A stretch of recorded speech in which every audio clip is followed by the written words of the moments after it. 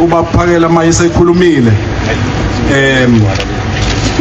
udadewethu uzobe sesifundela cha uphakela sithe sifuna ukumbona la ngoba khona abanye abangamazi ngithi agibelela anibingelele kahle agibelela ngayakiwe phakela ngayakiqinile bafuna ukubona nje kahle phakela qinile.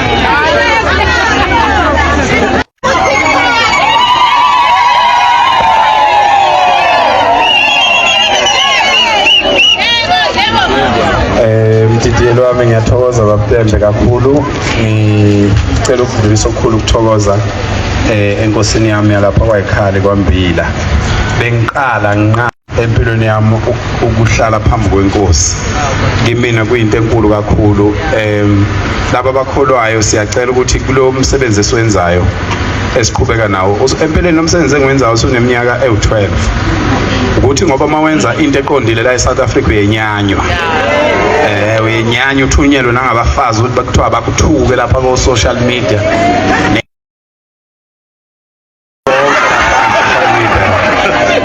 konke lokucashile lokho okucashile lapha ku social media okungabashana lokho kungenabo umalume okuzwa ukuthi uzwe ingane ithi Mdidiyelo uzwe ingane ithi uyabheda wena baba mana mfowethu ngicela ukunixoxela ukuthi why lezi ingane zisho kanjalo.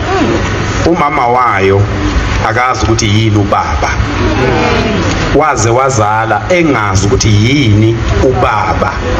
Ngisho ukuthuthu ukuthele kangakanani, ngisho ukuthi umuntu omaziyo noma umuntu ongamazi awukwazi ukuthi uyabheda wena baba. Kanti yini ubaba? Uyabheda wena mama. Uzobethu uJacinta lapha bethi uyabheda wena mama. Kusho encane ingane izimbize ngegama nami engeke ize ngimbize ngalo shothi asixabene kangakanani. Ingoba ivalue kaMama ayimazi umama ukuthi yini umama. Thina ke sizokwenza lento okuthiwa i-moral regeneration. Imele lokho ke insizwa nobunsizwa yikho ke ingadumile. Kodwa uma ubuka uMandlakazi uyabona ukuthi uMandlakazi unjani. Uyabona uMandlakazi ukuthi wakhipha uphakela umthakatha ngithi angimilanga ngesidulini, ngiphuma phakathi kwamadoda, ngiphuma endaweni eyazi ubudoda. Sizobuyisa ubudoda webantu besifazane, sizobuyisa ubudoda, sizovikela nina. Umuntu wesifazane uvikela azavikelwe ngisho entweni ayithandayo. Umuntu wesifazane uvikelwa njengengane. Ingane uma uyincisha ushukela iyakhala, kanti wena uvimba ukuthi ingabi nayo inyongo. Into ebuhlungu kakhulu.